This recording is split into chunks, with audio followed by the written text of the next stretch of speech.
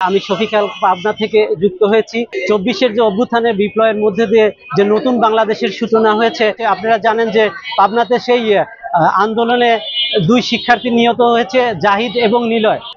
সেই দিনটিকে কেন্দ্র করে আজকে যে জাতীয় নাগরিক পার্টির কেন্দ্রীয় যে সমন্বয়ক নাহিদ ইসলাম সহ তার সংগঠনের কেন্দ্রীয় নেতৃবৃন্দ তারা আসবেন।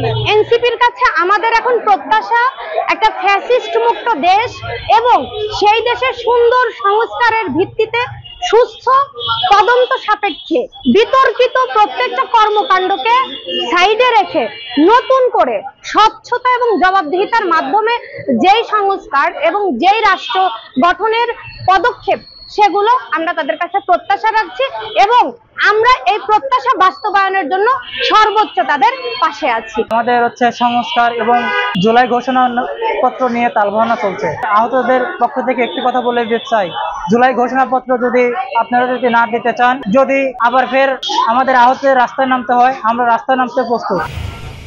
বিপুল ছাত্র জনতা আস্তে আস্তে এখানে সমাবেশকে সফল করতে ইতিমধ্যে আগমন শুরু করছে। নতুন বাংলাদেশ বিনির্মাণে যে তারুণ্যের যে শক্তি, তারা এগিয়ে যাবে এই প্রত্যাশা ব্যক্ত করে আমি শফিকাল কামাল এখানেই শেষ করছি। ধন্যবাদ সবাইকে।